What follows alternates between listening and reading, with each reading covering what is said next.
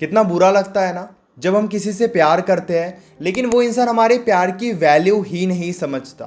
हम उनसे बात करना चाहते हैं, हम उनकी केयर करना चाहते हैं, लेकिन वो इंसान हमसे दूर भागता है। इस वीडियो को आप ध्यान से देखना क्योंकि आज की बातों से आपको काफ़ी कुछ सीखने को मिलेगा। नमस्कार दोस्तों, मैं हूँ श्रावण। आप देख रहे हो श्रावण की बातें।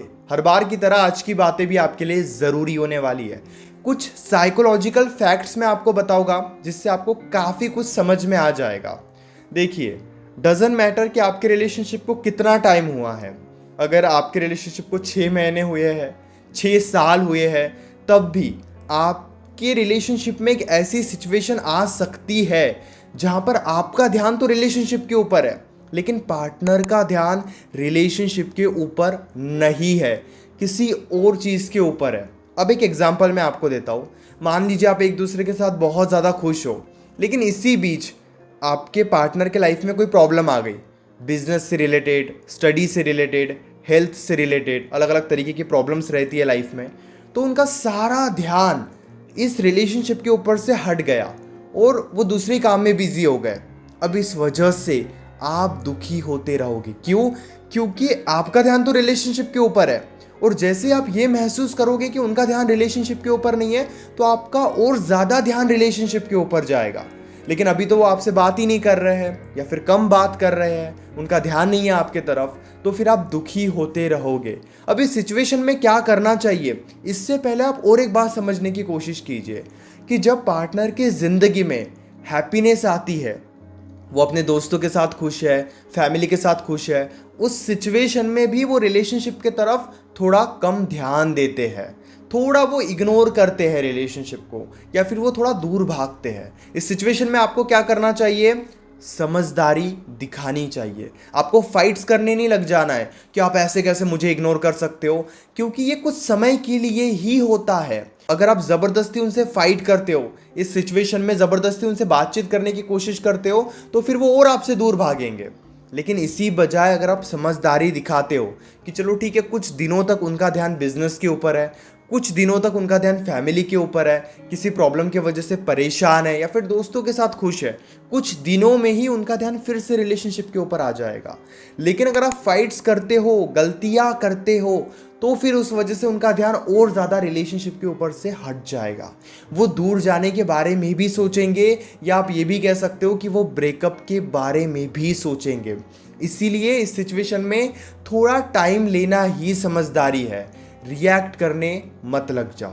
अब कई बार रिलेशनशिप में ऐसी भी सिचुएशन आती है जहाँ पे पार्टनर तो इस रिलेशनशिप से कब का बाहर निकल गया होता है और हम ही उनसे प्यार करते हैं, जिसे हम वन साइडेड लव भी कहते हैं। मान लीजिए कि आपके रिलेशनशिप को थोड़ा टाइम हुआ है, 2-3 महीने हो गए हैं या फिर 1-2 साल हो गए हैं, लेकिन अब पार्टनर ने आपको पूरे तरीके से यह एहसास दिला दिया है कि वो आपके साथ नहीं रहना चाहते हैं, वो पूरे तरीके से यहाँ से बाहर निकल गए हैं, ना उनकी इच्छा होती है बातचीत करने की। अगर आप ज़बरदस्ती बातचीत करते हो तो वो बातचीत कर लेते हैं।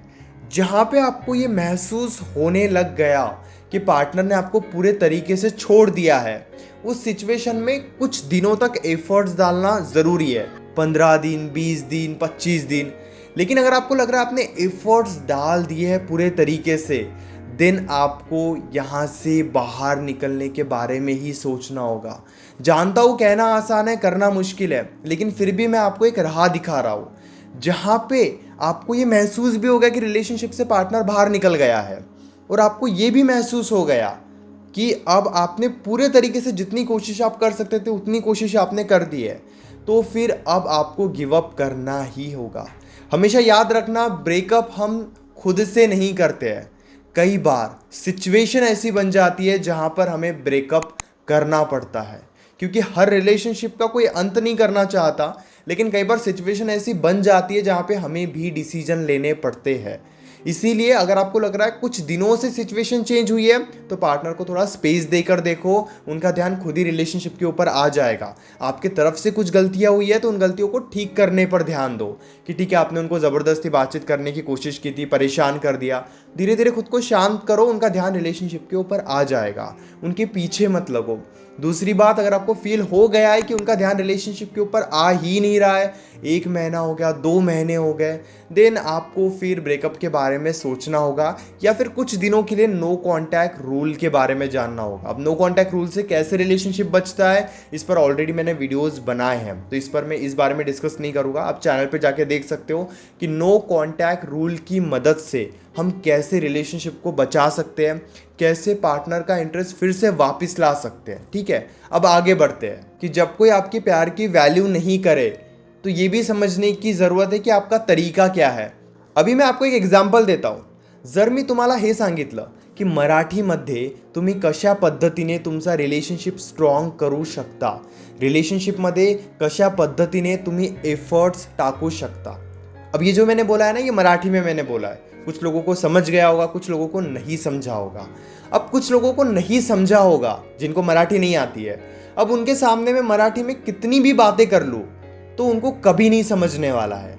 यानी कि आप किस इंसान के सामने क्या बोल रहे हो ये बहुत ज़्यादा मैटर करता है। जो लोग महाराष्ट्र में रहते हैं उनको मराठी समझ में आ जाएगी, लेकिन जो लोग महाराष्ट्र में नहीं रहते हैं उनको भी अगर मैं मराठी में समझा रहा हूँ तो उनको मराठी समझने में बहुत ज़्यादा मुश्किल होगी। अब इसी तरीके से जब हम रिलेशनशिप में आते हैं तो हमें ये भी समझने की ज़रूरत होती है कि हम सही इंसान से प्यार कर रहे हैं, क्या हम ऐसे इंसान से प्यार कर रहे हैं जो प्यार डिज़र्व करता है। मान लीजिए उन्हें प्यार की ज़रूरत ही नहीं है, वो तो टाइम पास करने वाले हैं, वो तो दूसरों के साथ भी खुश है, 10 लोगों के साथ खुश रहते हैं, और फिर आप उन्हें प्यार दे रहे हो तो कुछ नहीं होगा। ये तो वही बात हो गई कि आप एक ऐसे इंसान को मराठी में समझा रहे हो, मराठी लैंग्वेज में, जिन्हें मराठी नहीं आती है। इसीलिए इस बात को बहुत ही ज़्यादा ध्यान से समझना, बहुत ही ज़्यादा ध्यान से, कि आपको क्या करना है, ये समझने की कोशिश करनी है कि वो इंसान आपके लिए सही है या फिर नहीं। अगर आपको ये महसूस हो रहा है कि वो इंसान आपके लिए सही नहीं है, वो इंसान बहुत लोगों के साथ टाइम पास करता है, कुछ दिनों में उस इंसान ने भी आपके साथ टाइम पास किया, वो इंसान आपको छोड़ने की बात करता है, तो यहाँ पे समझदारी ये है एक डिसीजन लेना कि वो इंसान आपके लिए सही नहीं है। अगर गलत इंसान के सामने कितने ही प्यार से बातचीत करने की कोशिश करोगे, कितने ही अच्छे से उन्हें समझाने की कोशिश करोगे, वो कभी भी नहीं समझेंगे। सही इंसान के सामने ही प्यार करना ज़रूरी है और सही तरीके से।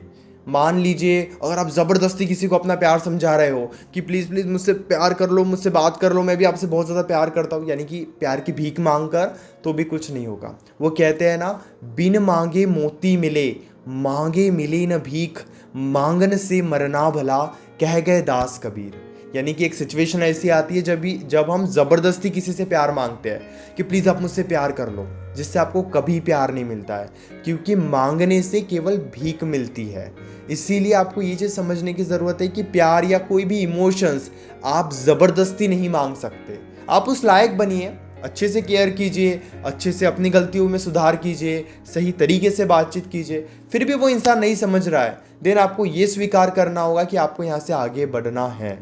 ज़बरदस्ती भी आप किसी को नहीं बदल सकते, लेकिन बहुत सी, जैसे मैंने वीडियो की शुरुआत में बताया था कि आप कैसे पार्टनर को स्पेस देकर भी रिलेशनशिप को बचा सकते हो, तो उस बारे में भी आप ध्यान दीजिए। अगर अभी भी आपके मन में कोई डाउट है तो डायरेक्टली आप कॉल पे मुझसे डिस्कस कर सकते हो। पेड कंसल्टेशन के लिए आप 8010023897 इस नंबर पर मैसेज कर सकते हो। हमारे बीच में कॉल पर जो भी बातें होगी वो कम्प्लीटली सेफ और प्राइवेट रहेगी, इसलिए प्राइवेसी की कोई टेंशन मत लीजिए। और हाँ, चैनल को भी ज़रूर सब्सक्राइब कर लीजिए।